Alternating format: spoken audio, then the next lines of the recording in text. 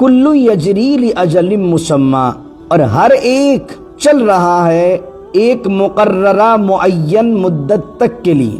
اجل مسمی، اجل مانے وقت، اور مسمی مانے کوئی پرٹیکولر وقت۔ ہر ایک چیز چل رہی ہے، یعنی ہر چیز اپنے مدار میں اللہ نے جو اس کا ایک سرٹن ایریا بنایا ہوا ہے، اس مدار میں اس سرٹن ایریا کے اندر وہ موو کر رہی ہے، چاہے وہ سورج ہو، چاند ہو، گلیکسیز ہوں۔ اب اللہ نے یہاں لفظ سوال کیا کلن، سخر الشمس والقمر، سورج اور چاند چل رہے ہیں، لیکن پھر فرمایا ہر چیز چل رہی ہے۔ اس سے مراد کیا ہے کہ اس دنیا کے علاوہ بھی کچھ اور گلیکسیز ہیں، اور اب تو یہ تک سائنس بیان کر چکی ہے کہ یہ جو ہمارا سولر سسٹم ہے، اس طرح کے کئی سولر سسٹم ہر گلیکسی کے اندر جو ہے وہ موجود ہیں۔ تو اللہ یہ بیان کر رہا ہے کلن، اور کلن جو ہے اشارہ کر رہا ہے اس بات کی طرف کہ بہت ساری گلیکسیز ہیں، بہت ساری چیزیں، اور ہر چیز ایک مقررہ مدت تک کے لیے، یعنی اللہ نے ہر گلیکسی کے اندر، ہر کائنات کی شے کے اندر یہ جو نظام افلاک کا چل رہا ہے، ایک سرٹن لمیٹڈ ایریا انہیں دیا ہوا ہے، اور اس کے ساتھ ساتھ ان کے لیے ایک وقت معین کیا ہوا ہے، ان کی کاؤنٹنگ ہے۔ جب تک وہ چلنا اللہ نے مقرر کیا ہوا چلیں گے، اور جب اللہ نے ختم کرنا ہوگا ختم ہو جائے گا۔ یدبر الامر، اب اللہ تعالیٰ نے اس نظام کو بنانے کے بعد فرمایا یدبر الامر، اب امر کو، حکم کو، معاملات کو تدبیر بھی اللہ کرتا۔ اتنی بڑی کائنات، اتنی بڑی گلیکسی، اتنے سارے سولر سسٹم، اتنے سارے فلکیات، اسٹارز، اللہ کہہ رہا ہے ان ساری چیزوں کو ہم اکیلے واحد تدبیر کرتے ہیں، چلاتے ہیں، نظام پورا اس کا جو ایگزیکیوشن کا ہم ہی چلاتے ہیں، اس کو ایگزیکیوٹ ہم ہی کرتے ہیں۔ یہ مشرکین کے اس عقیدے کا رد ہے کہ مشرکین کہتے تھے عقدۃ من لسانی یفقهوا قولی، اللہم صلی علی سیدنا و مولانا محمد معدن الجود والکرم وآلہ وصحبہ وبارک وسلم۔ آج ہم سورہ یوسف کے بعد سورہ رات کا آغاز کر رہے ہیں، اور رات اس گرج کو کہتے ہیں جو بادل سے آتی ہے۔ اس سورت کے اندر ایک آیت میں بادل کی گرج کا ذکر ہے، رعد کا ذکر ہے، تو اس آیت کی نسبت کی وجہ سے اس سورت کا نام سورہ رعد ہے۔ کچھ قرآن کریم کے نسخوں میں اس سورت کو مدنیہ لکھا گیا ہے، یعنی جو بھی اس وقت میرے ہاتھ میں موجود ہے قرآن شریف، اس کے اندر بھی لکھا ہوا ہے سورۃ الرعد مدنیہ، لیکن حقیقت حال یہ ہے کہ اکثر مفسرین کہتے ہیں کہ یہ سورت مکیہ ہے۔ چند لوگوں کا خیال ہے کہ یہ مدنیہ ہے، کیونکہ سورہ یونس، پھر سورہ ہود، پھر سورہ یوسف، پھر اس کے بعد سورہ رات، اور یہ مکی سورتوں کا سلسلہ 18ویں سپارے تک کنٹینیو چلے گا، اور سورہ نور جو ہے وہ اس کے اندر پھر مدنی آئے گی۔ یہ پورا ایک گروپ ہے سورتوں کا۔ تو سورۃ الرعد کے بارے میں بھی صحیح قول یہ ہے کہ یہ سورت جو ہے وہ مکیہ ہے، اور اس کے مضمون کو دیکھنے کے بعد بھی اندازہ ہو جاتا ہے کہ اس کے اندر جن ٹاپکس پر اللہ نے بات کی ہے وہ مکی صورتوں کے ہی ٹاپکس ہوتے ہیں، یعنی کہ اس میں خاص طور پر جن باتوں کا ذکر کیا گیا ہے ان میں ایک توحید ہے، دوسری چیز مرنے کے بعد اٹھائے جانا، مرنے کے بعد حساب ہونا، اس کا ذکر کیا گیا ہے۔ اس کے علاوہ وحی کا جو انکار کیا جاتا تھا کہ وحی کسی بشر پر نہیں آ سکتی ہے، اس بارے میں اللہ رب العزت نے لوگوں کو دلائل فراہم کیے۔ تو سورۃ الرعد جو ہے اس میں 6 رکوع ہیں اور 43 آیات ہیں، یعنی یہ کم و بیش ایک کوارٹر پر مشتمل ہوگی، اور اس کے بعد ایک دوسری سورت سورہ ابراہیم کا آغاز ہوگا 13ویں سپارے کے اندر ہی۔ سورت شروع ہوتی ہے بسم اللہ الرحمن الرحیم، الف لام میم را۔ میں نے بارہا عرض کیا ہے کہ یہ حروف مقطعات ہیں، اللہ ہی اس کی میننگ جانتا ہے، یہ اللہ کے بتائش سے حضور جان عالم صلی اللہ علیہ وسلم اس کی میننگ جانتے ہیں، عام آدمی اس کی میننگ سے واقف نہیں ہے۔ مختلف اقوال مفسرین کہتے ہیں، کچھ لوگ کہتے ہیں کہ یہ جو پورا مضمون اس سورۃ الرعد میں اللہ نے بیان کیا ہے، الف لام میم را کے اندر، یہ ایک ایسی کوڈنگ ہے، اس ساری سورت کا پورا مضمون جو آگے بیان کیا گیا ہے الف لام میم را میں پوشیدہ ہے۔ کچھ کہتے ہیں کہ الف لام میم را یہ جو حروف مقطعات کسی بھی سورت کے شروع میں آتے ہیں یہ سورت کا نام ہوتے ہیں، واللہ تعالی عالم و رسول عالم۔ الف لام میم را تلک آیات الکتاب، یہ جو اب ہم پڑھ رہے ہیں اللہ کہتا ہے یہ کتاب کی آیات ہیں، والذی انزل الیک من ربک الحق، جن کو نازل کیا گیا ہے اے میرے محبوب آپ کی طرف آپ کے رب کی جانب سے، الحق، اور اس کی ایک ایک آیت، اس کا ایک ایک لفظ حق ہے، ولیکن اکثر الناس لا یؤمنون، اور جن سے آپ خطاب کر رہے ہیں ان میں سے اکثر انسان ایمان لانے والے نہیں ہیں۔ اب اللہ رب العزت اس کے بعد اپنی توحید کے دلائل کو بیان کرتا ہے، فرماتا ہے اللہ الذی رفع السماوات بغیر عمد ترونہا، اور وہی اللہ ہے رفع السماوات جس نے آسمانوں کو بلند کیا ہے۔ کتنی بلندی پر، کتنی ہائٹ پر آسمان ہے، یہ بلند کرنے والا کون ہے؟ اللہ۔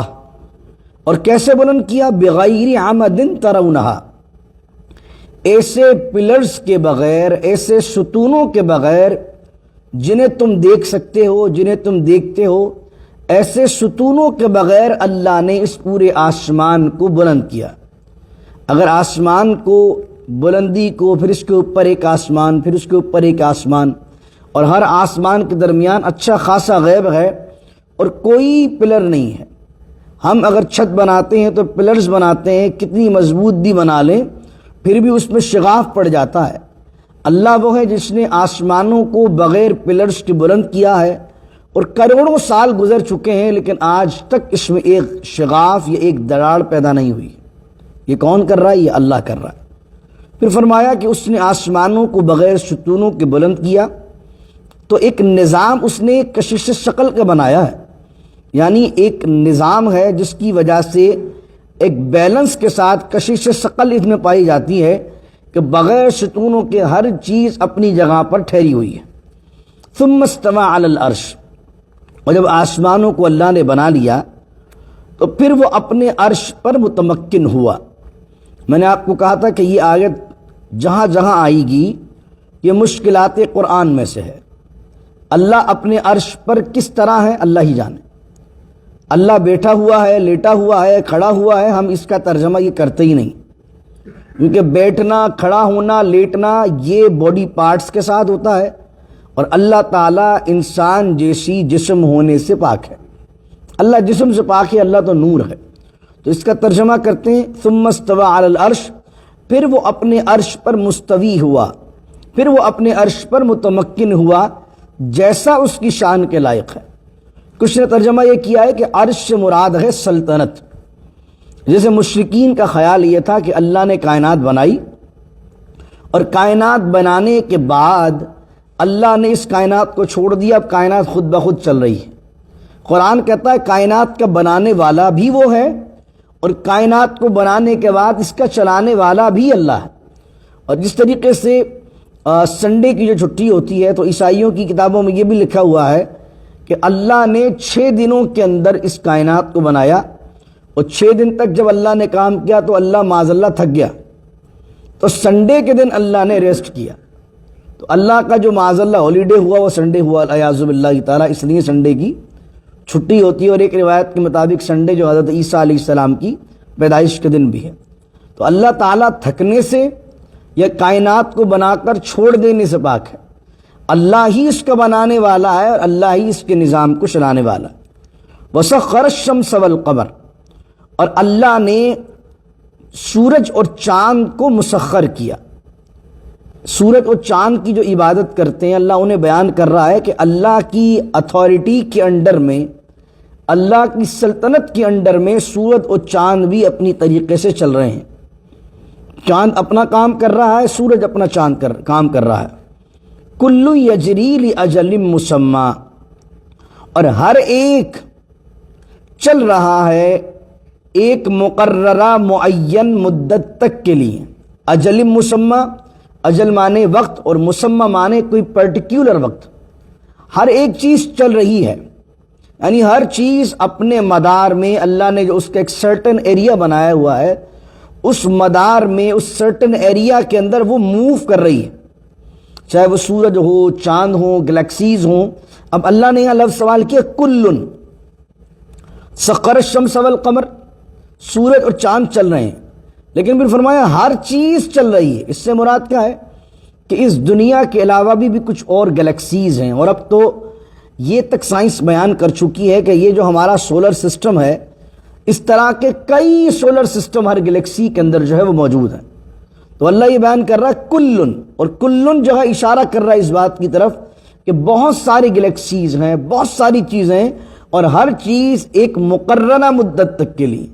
یعنی اللہ نے ہر گلیکسی کے اندر، ہر کائنات کی شے کے اندر یہ جو نظام افلاک کا چل رہا ہے، ایک سرٹن لمیٹڈ ایریا انہیں دیا ہوا ہے، اور اس کے ساتھ ساتھ ان کے لیے ایک وقت معین کیا ہوا ہے. ان کی کاؤنٹنگ ہے، جب تک وہ چلنا اللہ نے مقرر کیا ہوا چلیں گے، اور جب اللہ نے ختم کرنا ہوگا ختم ہو جائے گا.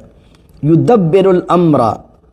اب اللہ تعالیٰ نے اس نظام کو بنانے کے بعد فرمایا یدبر الامر.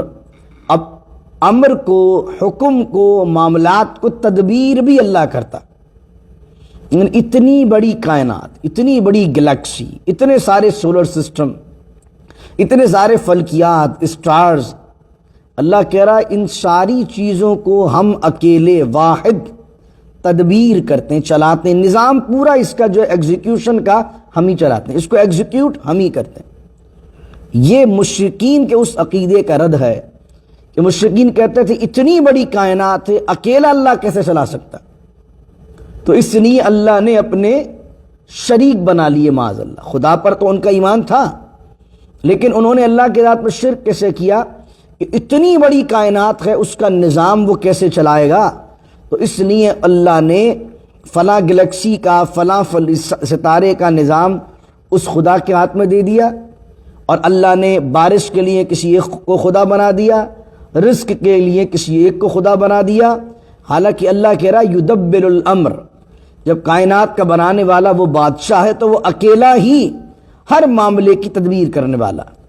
یفصل الآیات. اور اس نے تفصیل کے ساتھ بیان کی ہیں اپنی نشانیاں. یہاں پر کچھ لوگوں نے اچھا ترجمہ کیا، وہ کہتے ہیں اس نے تفصیل کے ساتھ بیان کیے ہیں اپنے قوانین فطرت، لاز آف نیچر. یعنی کہ سائنٹیفکلی اگر آپ دیکھیں تو آدمی، انسان جب کسی بھی چیز پر ریسرچ کرتا ہے تو اس کو ہر چیز کے لاز آف نیچر سمجھ میں آتے ہیں. یعنی ایسا نہیں ہے کہ کوئی چیز ایک دن کوئی ریئیکٹ کر رہی ہے، ایک دن کوئی ریئیکٹ کر رہی ہے، بلکہ جب آدمی کسی گلیکسی پر، کسی اسٹار پر، کسی بھی چیز پر جو کریشن سے متعلق ہے، جب کوئی سائنٹسٹ اس میں غور کرتا ہے تو اس کو پتہ چلتا ہے کہ ہر چیز کے چلنے میں، ہر چیز کے ریئیکٹ کرنے میں اس کے پیچھے کچھ لاز ہیں، لاز آف نیچر ہیں. اس لاز کے تحت وہ چیز ریئیکٹ کر رہی ہے. تو اللہ کہہ رہا ہے اللہ نے تفصیل کے ساتھ ہر چیز میں اپنی نشانیاں بیان کی ہیں. کس لیے بیان کی ہیں؟ لعلکم بلقاء ربکم توقنون. تاکہ تم اپنے رب سے ملاقات کا یقین رکھو. جب اتنی بڑی کائنات کو اکیلا چلانے والا، بنانے والا وہ ہے تو کس لیے بنائی ہوگی؟ ایک دن ختم ہونی ہوگی اور تمہیں اس کی بارگاہ کے اندر پیش ہونا ہوگا.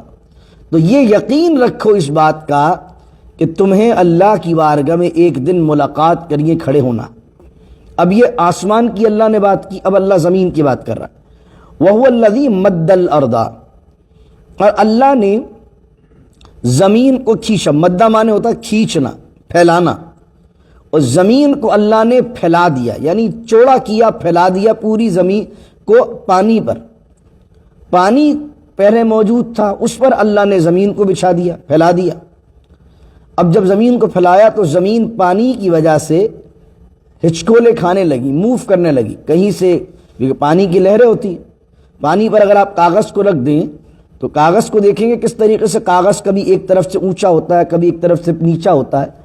تو جب اللہ نے اس زمین پر، اس پانی پر زمین کو پھیلایا تو زمین جو ہے ہچکولے لینے لگی، موو کرنے لگی. تو وَجَعَلَ فِيهَا رَوَاسِيَ وَأَنْهَارًا. تو اللہ نے اس زمین پر بنا دیے پہاڑ تاکہ وہ اس زمین کے اندر استقرار کو پیدا کرے. وَأَنْهَارًا. اور اللہ نے اس میں بنا دیے نہریں. یعنی پتھر کا اور پانی کا کوئی ملاپ نہیں ہے، لیکن اللہ نے ایسی مطابقت اس میں سے رکھی ہے کہ پتھروں کے اندر سے چشمے جاری ہوتے. وجعل فیہا رواسی و انہارا، اور اس میں سے نہروں کو بنایا، ومن کل الثمرات، اور ہر پھلوں میں سے، ہر پھل میں سے، جعل فیہا زوجین اثنین، اللہ نے دو دو جوڑے بنائے۔ آج سائنس یہ بات کر رہی ہے، آپ اگر پڑھتے ہیں علم نباتات کو تو سائنس بیان کر رہی ہے کہ ہر پھل میں اور ہر پھول میں اور ہر جڑی بوٹی میں ایک اس کا میل ہے، اس کا فیمیل ہے۔ درختوں کے اندر بھی میل ہے اور فیمیل ہے۔ کچھ درخت ایسے ہیں کہ اگر اس کا فیمیل نہیں لگایا جائے تو میل پھل دیتا ہی نہیں، یعنی اس درخت کے ساتھ اس کا میل اور فیمیل ورژن آپ لگائیں گے تب جا کر دونوں درخت پھل دیں گے۔ اور اللہ نے 1400 سال پہلے قرآن نے بیان کر دیا کہ اللہ نے ہر پھل کو، ومن کل الثمرات، اور اللہ نے ہر پھل کو، ہر پھول کو، جعل فیہا زوجین، زوجین ہم استعمال کس کے لیے کرتے ہیں؟ یہ بھائی یہ دونوں زوجین ہیں، میاں بیوی ہیں، تو اللہ کہہ رہا ہے جعل فیہا زوجین اثنین، اور ہم نے دو دو جوڑے بنا دیے ان میں، یعنی میل اور فیمیل ورژن رکھ دیا۔ تو ہر پھل کا، ہر پھول کا، ہر جڑی بوٹی کا، ہر نباتات کے اندر اس کے دو جوڑے اللہ نے بنائے۔ یغشی اللیل النہار، اور وہ ڈھانپ دیتا ہے رات سے دن کو۔ یغشی کا معنی کہتا ہے ڈھانپ دینا، اور کتنا خوبصورت لفظ ہے، اور واقعی رات آتی اس طرح سے ہی ہے۔ یعنی آپ اگر دیکھیں کہ دن کے بعد رات آئی ہے اور جب ڈارکنیس ہو جاتی ہے تو ایسا لگتا ہے کسی نے بلیک چادر جو تھی وہ پوری کی پوری آسمان پر ڈال دی، اور جب صبح ہوتی ہے تو ایسا لگتا ہے کہ کسی نے بلیک چادر پوری کی پوری آسمان سے ہٹا دی ہے۔ تو اللہ کہہ رہا ہے چھا جاتی ہے، یعنی کسی پر پوری کی پوری چادر ڈال دینا، چھا جانا۔ اللہ کہتا ہے اور وہی ہے جو بچھا دیتا ہے اور چھا دیتا ہے رات کو دن پر۔ ان فی ذلک لآیات لقوم یتفکرون، بے شک ان چیزوں میں نشانیاں ہیں اس قوم کے لیے، یتفکرون، جو کہ غور و فکر کرتے ہیں، جو غور و فکر کرتے ہیں ان کے لیے آسمان کی بناوٹ میں اور زمین کی بناوٹ میں اور نباتات اور جڑی بوٹیوں کے معاملات میں بھی اللہ نے بڑی نشانیاں رکھی ہیں۔ اگلی آیت سنیے، سیکنڈ لاسٹ آیت آج کے درس کی، وفی الارض قطع متجاورات، اور زمین میں قطع کا معنی کیا ہے؟ مختلف حصے ہیں۔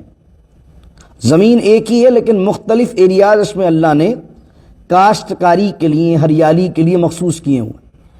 وفی الارض قطع، اور زمین کے اندر ٹکڑے ہیں، حصے ہیں، متجاورات، اور وہ آپس میں باہم قریب قریب بھی ہیں۔ لیکن اب جب تم اس میں کسان فصل اگاتا ہے، یعنی قریب قریب مختلف باغ ہیں، ایک باغ کے آپ مالک ہیں، ایک زمین کے میں مالک ہوں، 2 ایکڑ آپ کی ہے، 4 ایکڑ ان کی ہے، 5 ایکڑ ان کی ہے، اور قریب قریب زمینیں، زیادہ دور بھی نہیں ہیں۔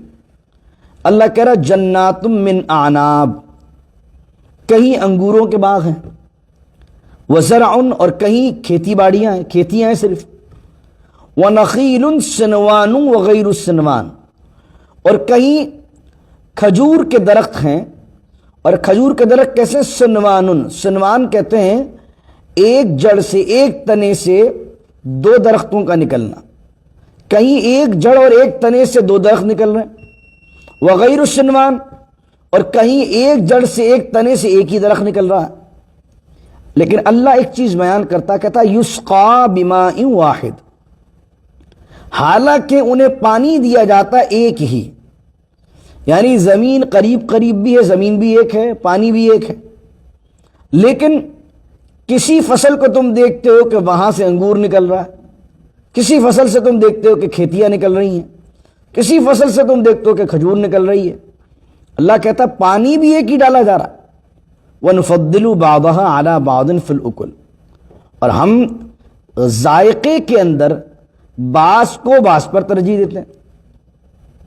آم یہاں کا بھی ہے، میکسیکن کا بھی ہے، پاکستان کا بھی ہے، سندھ کا بھی ہے، سیب بھی ایک جیسی ہے، پانی بھی وہی دیا جا رہا ہے، زمین بھی اللہ کی ساری ایک جیسی ہے، لیکن کون ہے کہ جو ذائقے تبدیل کر رہا ہے؟ کون ہے کہ اس میں ایک ایسا نظام کار فرما ہے کہ جو حالانکہ زمین ایک ہو اور پانی اس میں جو چیز دی جا رہی ہے وہ ایک ہے، تو پوری دنیا کے اندر ایک ہی رنگ کا ایک ہی شیپ کا چیز نکلنی چاہیے زمین سے، لیکن یہی ایک زمین ہے، اللہ اس میں سے کہیں سے انگور نکال دیتا ہے، کہیں سے انار نکال دیتا ہے، کہیں سے جو ہے گندم نکال دیتا ہے، کہیں سے کوئی پھل نکال دیتا ہے، کہیں سے ایک جیسے رنگ کے پھل نکالتا ہے لیکن ان کے ذائقے مختلف بنا دیتا ہے۔ تو اللہ کہہ رہا ہے اس پہ اگر تم غور کرو تو تمہیں سمجھ آئے گا کہ اس کائنات کو ایک بہترین نظام، ایک سسٹم کے تحت چل رہی ہے کائنات۔ جب نظام ہے تو ناظم بھی ہوگا، جب حکم ہے تو حاکم بھی ہوگا، جب خلق ہے تو خالق بھی ہوگا۔ اللہ کہہ رہا ہے کہ یہ کیسے چل رہا ہے، اس کے اندر غور کرو تو اللہ کہتا ہے ان فی ذالک لآیات لقوم یعقلون، اور اللہ کی اس میں نشانیاں ہیں اس قوم کے لیے جو عقل رکھتی ہے۔ آخری آیت، پہلے تو میں یہ عرض کروں گا یہ دیکھیں سارا اللہ نے نظام کائنات کو بیان کیا جو کہ موضوع ہے سائنس کا۔ سائنس کا موضوع مذہب سے ہٹ کر نہیں ہوتا ہے۔ ہمارے کچھ لوگ سمجھتے ہیں مذہب الگ ہے سائنس الگ ہے۔ ارے بھائی سب سے زیادہ قرآن نے سائنس کو بیان کیا۔ کون سا مذہب ہے جو سائنس کو اس طرح بیان کرتا ہے؟ لیکن وہ سائنس جو قرآن کو رد کرتی ہے ہم اس سائنس کو قبول نہیں کرتے۔ ہم کہتے ہیں جن لاز آف نیچر کو قرآن نے بیان کیا وہی سچے ہیں، کیونکہ سائنس 100-150 سال بعد اپنی تحقیق کو چینج کر لیتی ہے، لیکن قرآن جو لاز آف نیچر بیان کرتا ہے یہ ہمیشہ کے لیے ابدی ہے۔ تو یہ اللہ ہی ہے جو آسمان کی نہیں آسمانوں کی بات کرتا ہے۔ آپ بتائیں ساری کائنات کو ایک آسمان نظر آتا ہے، اور قرآن جب بھی کہتا ہے تو کہتا ہے سماوات، آسمانوں۔ اب اس پر علماء کہتے ہیں کہ یا تو 7 آسمان ہیں یا 7 عالم ہیں، 7 اس طریقے سے یونیورس ہیں، جن یونیورس کے اندر کئی گلیکسیز موجود ہیں۔ تو اللہ کہہ رہا ہے یہ کن کے لیے نشانی ہے؟ یہ نہیں کہا کہ یہ ہر انسان کے لیے نشانی ہے، بلکہ دونوں لفظوں پر غور کریں۔ پہلے میں کہا ان فی ذالک لآیات لقوم یتفکرون، یہ نشانی اس کے لیے ہے جو قوم غور و فکر کرتی ہے۔ یہ کائنات میں یہ نشانی اس کے لیے ہے جو قوم یعقلون عقل رکھتی ہے، یعنی غور و فکر کرنے والے، عقل رکھنے والے جب اس کائنات میں غور کریں گے تو انہیں پتہ چلے گا کہ کوئی ہے جو اس کائنات کا اکیلا نظام چلا رہا ہے۔ یہ جو علم قرآن بیان کرتا ہے یہ علم سیکھنے کی ضرورت ہے سائنس کی روشنی میں، تاکہ ایک ایتھسٹ کو آپ اپنا صحیح پیغام پہنچا سکیں۔ ایتھسٹ جو ہے، جو قرآن کو نہیں مانتا، جو خدا کو نہیں مانتا، جو لاز آف نیچر کی بات کرتا ہے، جو کائنات کے اندر میٹر کی بات کرتا ہے اور مذہب کی بات نہیں کرتا، اس کو دین کی طرف آپ کیسے لائیں گے؟ اس کو قرآن کی ان آیات پر غور کر کے اور سمجھ کر اس کو دلیل آپ یہ دیں گے کہ دیکھو کائنات چل کیسے رہی ہے۔ پہلے اس کو یہ سمجھائیں گے کائنات پورے ایک سسٹم کے تحت چل رہی ہے، کائنات کے اندر ہر چیز کے اندر ایک لاز اس کے اندر موجود ہیں۔ اس کو یہ چیز سمجھانے کے بعد اس طرف لے کر آئیں گے کہ یار یہ سارا نظام کارخانہ قدرت ایسا تو نہیں ہو سکتا کہ خود بخود چل رہا ہو۔ آپ اس پر جب غور کریں گے تو اس کو اس بات پر قائل کریں گے کہ یہ خود بخود نہیں چل رہا، کوئی ہے چلانے والا۔ جب اس کو کوئی تک لے آئیں گے تو پھر اس کے دل میں یہ بات ڈالیں گے کہ وہی تو ہے جو چلانے والا، اور وہ کون ہے؟ اللہ ہے۔ اللہ کہہ رہا آخری بات وَإِن تَعْجَبْ فَعَجَبٌ قَوْلُهُمْ، کہ پیارے آپ کو تو یہ تعجب ہے کہ یہ آپ کی رسالت کا انکار کر رہے ہیں۔ حضور علیہ السلام نے سورہ یوسف پڑھ کے سنا دی، اب بھی انکار کر رہے ہیں۔ تو حضور تعجب کرتے تھے کیسے ہٹ درم لوگ ہیں کہ رسالت کو نہیں مانتے، ان خبروں کو نہیں مانتے۔ تو اللہ کہہ رہا ہے وَإِن تَعْجَبْ، اور اگر آپ کو تعجب ہو تو فَعَجَبٌ قَوْلُهُمْ، اس سے زیادہ عجیب تر تو ان کا یہ کہنا ہے أَإِذَا كُنَّا تُرَابًا أَإِنَّا لَفِي خَلْقٍ جَدِيدٍ، کیا جب ہم مٹی ہو جائیں گے، ترابن ہو جائیں گے، تو کیا ہمیں دوبارہ سے پیدا کیا جائے گا؟ اب اللہ نے اس بات کو کہنے کے لیے پیچھے دلیل کتنی دی ہے؟ آسمانوں کو بلند کرنے والا وہ، تدبیر کرنے والا وہ، پھر پھلوں کی بات کی، پھر زمین کی بات کی. وہ اتنی بڑے نظام کو بیان کرنے کے بعد اللہ انسان کی بات کر رہا ہے. اس کی اوقات کیا ہے کہ اب یہ ہم سے پوچھتا ہے کہ یہ مٹی ہوگا تو اس کو مٹی سے ہم انسان دوبارہ کیسے بنائیں گے قیامت کے دن؟ جو رب مختلف قسم کے پھل مٹی سے پیدا کرنے پر قادر ہے، مختلف ذائقے پیدا کرنے پر قادر ہے، ایک تنے سے مختلف شاخیں اور مختلف درخت پیدا کرنے پر قادر ہے، بیج مٹی میں جاتا ہے اور اتنا تناور بڑا درخت بن کے نکلتا ہے. اللہ کہتا ہے اتنا بڑا ہم نظام چلاتے ہیں اور یہ اکیلا، اس کی اوقات کیا ہے؟ یہ ہم سے یہ سوال کرتا ہے کہ مٹی ہونے کے بعد ہم اس کو نیا پیدا کیسے کریں گے؟ اولئک الذین کفروا بربہم. اللہ کہتا ہے یہی وہ لوگ ہیں کہ جنہوں نے اپنے رب کا انکار کیا. خدا کی تخلیق کا انکار کرنا، مرنے کے بعد اٹھنے کا انکار کرنا. فرمایا اولئک الذین کفروا بربہم، یہی وہ لوگ ہیں جنہوں نے اپنے رب کا انکار کیا. وَأُولَئِكَ الْأَغْلَالُ فِي أَعْنَاقِهِمْ، اور ان کے گلوں میں، ان کی گردنوں میں طوق پڑے ہوئے ہیں. وَأُولَئِكَ الْأَغْلَالُ فِي أَعْنَاقِهِمْ، لعنت کے طوق پڑے ہوئے ہیں. طوق کسے کہتے ہیں؟ آپ نے کبھی قیدی کو دیکھا ہو تو کچھ بیڑیاں اس کے ہاتھوں میں ہوتی ہیں، کچھ بیڑیاں اس کے پیروں میں ہوتی ہیں، اور ایک بڑا سا کڑا جو ہوتا ہے اس کے گلے میں ڈلا ہوتا ہے، اس کو کہتے ہیں طوق. تو اغلال کا معنی طوق، اعناق عنق کی جمع، عنق کا معنی گردن. ان کی گردنوں میں قیامت کے دن طوق پڑے ہوئے ہوں گے آگ کے، جب وہ اللہ کی بارگاہ میں لائے جائیں گے. امیجن کیجئے وہ کس طریقے سے بے بسی کی حالت میں انکار کر رہے ہیں نا، کیسے اٹھائے جائیں گے؟ انکار کر رہے ہو تو اللہ بتا رہا ہے لائے کیسے جاؤ گے تم میدان محشر میں. اللہ کہہ رہا ہے وَأُولَئِكَ أَصْحَابُ النَّارِ هُمْ فِيهَا خَالِدُونَ، یہی وہ لوگ ہیں جو جہنم والے ہیں. ہم فیہا خالدون، اور یہ اس جہنم میں ہمیشہ رہیں گے. ربنا لا تجعلنا منہم، اللہ تعالیٰ ان میں ہمیں شامل ہونے سے، ہماری نسلوں کو ان میں شامل ہونے سے اپنی پناہ، اپنی امان عطا فرمائے. اور اس کائنات میں میرے رب کی جتنی نشانیاں ہیں اللہ ان کی آگاہی ہمیں عطا فرمائے، اس کی معرفت ہمیں عطا کرے، اس نظام کو، اس سسٹم کو سمجھنا نصیب کرے. اور جو لوگ خدا کی ذات کے منکر ہیں، اللہ کی ذات سے دور ہیں، اس نظام کو سمجھ کر اس نظام کو ان کو سمجھانا نصیب کرے، اور نظام سے ناظم کی طرف ان کو لے جانا ہمیں نصیب فرمائے، اور ہمیں بھی خدا کی ذات کا قرب خاص عطا فرمائے. بسم اللہ الرحمن الرحیم. الحمدللہ رب العالمین، والصلاة والسلام علی اشرف الانبیاء والمرسلین. ربنا ظلمنا انفسنا وان لم تغفر لنا وترحمنا لنکونن من الخاسرین. رب اجعلنی مقیم الصلاة ومن ذریتی ربنا وتقبل دعاء. ربنا اغفر لی ولوالدی وللمؤمنین یوم یقوم الحساب. وصلی اللہ تعالی علی خیر خلقہ ونور عرشہ محمد وعلی آلہ وصحبہ اجمعین برحمتک یا ارحم الراحمین. لا الہ الا اللہ محمد رسول اللہ صلی اللہ.